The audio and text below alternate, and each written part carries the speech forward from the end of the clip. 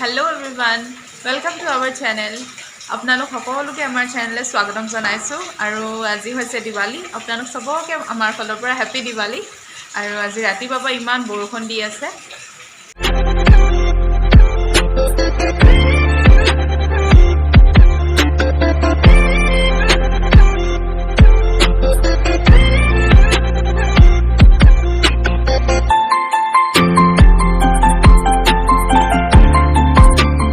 বৰষুণটো যেহেতু দিয়ে আছে কিন্তু এতিয়া আজি দিৱালী বুলিতো অকমান কিবা এটা ভাল সেলিব্ৰেট কৰিবই লাগিব সেইকাৰণে বলো বজাৰ পৰা আহোগে বলক তেতিয়া হলে গৈ আছো এতিয়া বজাৰ ফালে লগ পাই আছো আপোনালোকক আকৌ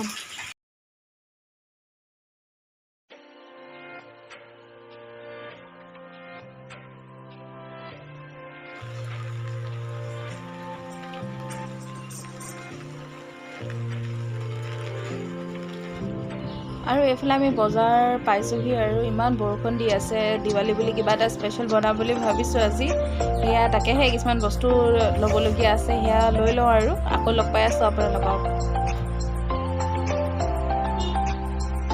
ফাইনালি এতিয়া বজাৰ কৰি মেলি আমি ঘৰ পালোহি কিন্তু আজি ইমান বৰষুণ দেখিছেনে লাহে লাহে আন্ধাৰ হৈ আহিছে আৰু বৰষুণো ইমান দি আছে জানো আজি দিৱালী কি হ'ব বলক তেতিয়াহ'লে আকৌ আবেলি লগ পাই আছো আপোনালোকক আৰু এফালে মই মাংস মেৰিনেশ্যনৰ কাৰণে ৰেডি কৰি লৈছোঁ এফালে মাংস 1 কেজি লৈছোঁ আৰু এয়া দিলোঁ মই ধনিয়া পাউডাৰ আৰু এফালে জিৰা পাউডাৰ অকণমান দি দিছোঁ তাৰপিছত কাশ্মীৰী লাল মিৰ্চ পাউডাৰ অকণমান দি দিছোঁ নিমখ এড কৰি দিছোঁ আৰু ইয়াত মই দিম এতিয়া বাটাৰ যিহেতু আজি স্পেচিয়েল মই দিৱালী বুলি বাটাৰ চিকেন বনাম বুলি ভাবিছোঁ এয়া সেইকাৰণে এতিয়া 1 চামুচ বাটাৰ দি দিছোঁ আৰু এয়া হৈছে দৈ 2 চামুচ দিছোঁ আৰু এফালে দিছোঁ আদা নহৰু পেষ্ট সব ধুনীয়াকৈ এতিয়া মই মিলাই ল'ম মিলাই পিনি ধুনীয়াকৈ আধা ঘণ্টাৰ কাৰণে মেৰিনেশ্যন থৈ দিম চ' এতিয়া দিৱালী বুলি ৰেডি হৈ ল'লোঁ এতিয়া চাকি জ্বলাম আৰু এইফালে ধুনীয়াকৈ চাকিকেইখন জ্বলাই ল'লোঁ আগে যেনিবা ভগৱানৰ ওচৰত দি ল'লোঁ এতিয়া বাহিৰলৈ ধুনীয়াকৈ উলিয়াই লৈ গৈছোঁ আপোনালোক সবেই জানে যিহেতু ৰামে সীতাক লংকাৰ পৰা লৈ আহিছিলে ৰাৱণক বধ কৰি আৰু যেতিয়া লৈ আহিছিল অযোধ্যালৈ সেই দিনটোতে তাৰ মানুহবিলাকে ধুনীয়াকৈ নিজৰ ঘৰৰ বাহিৰত চাকি জ্বলাইছিলে ৰংগলী বনাইছিলে আৰু সেই দিনটোতে ধৰি আজিলৈকে পৰম্পৰাটো চলি আহিছে যাক আমি কওঁ দিৱালী বুলি ফেষ্টিভেল অফ লাইট আৰু এফালে ধুনীয়াকৈ মই চাকিকেইখন জ্বলাই দৰ্জা মুখত দি দিছোঁ আপোনালোকেও চাগে ধুনীয়াকৈ জ্বলাইছে এফালে ভিতৰতো মই এনেকৈ চাকি সজাই পিনে এনেকৈ ধুনীয়াকৈ দি দিছোঁ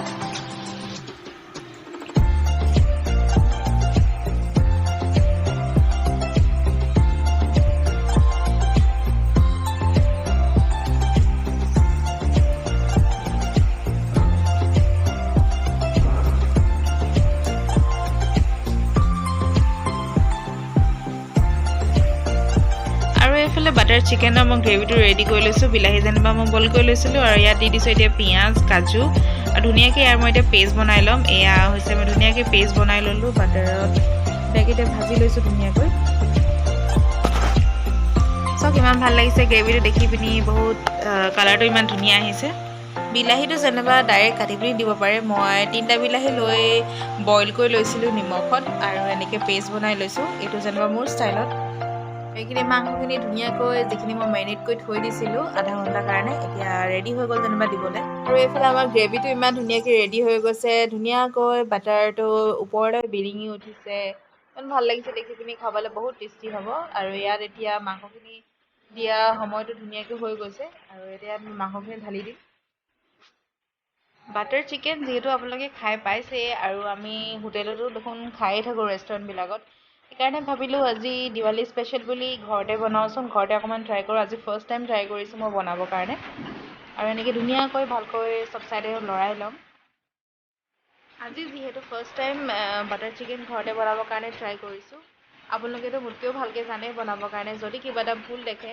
প্লিজ কমেণ্টত শুধৰাই দিব আৰু এতিয়া এনেকৈ ধুনীয়াকৈ লৰাই পিনি 10 মিনিটৰ কাৰণে মই ঢাকি দিছোঁ 10 মিনিটৰ পাছত যেতিয়া উঠালোঁ ইমান ধুনীয়া লাগিছে দেখিবলৈ চব চাইডে বাটাৰটো ইমান ধুনীয়াকৈ বিৰিঙি উঠিছে দেখিছেনে ইমান ভাল লাগিছে কালাৰটো আৰু আনফালে এনেকৈ কেৰাহী এখন পাতি পিনি ধুনীয়াকৈ বোলো ভাবিলোঁ আলু চপ কেইটামান বনাই লওঁ। এয়া আলু চপ বনাই লৈছোঁ মই এইফালে। আৰু তাৰপাছত আমাৰ এয়া বাটাৰ চিকেন ৰেডি হৈ গ'ল। আৰু আনফালে এনেকৈ কেৰাহীত মই পুৰি বনাই লৈছোঁ। পুৰিখন ইমান ধুনীয়াকৈ ফুলিছে, ফুলা পুৰি এনেকৈ খাই ভাল লাগে।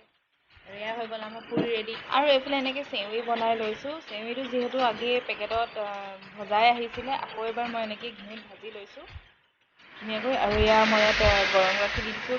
গাখীৰটো গৰম হ'লে মানে বেছি ভাল হয়, সেইকাৰণে এতিয়া গাখীৰ ইয়াত দি পিনি ধুনীয়াকৈ মই চব চাইডে লৰাই লৈছোঁ।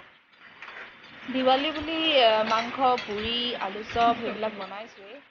লগতে বোলো মিঠাটো হ'লে মানে বেছি ভাল হয়, সেইকাৰণে চেউইকে বনাই দিছোঁ। আৰু এয়া মই এতিয়া ইয়াত চেনি এড কৰি দিছোঁ।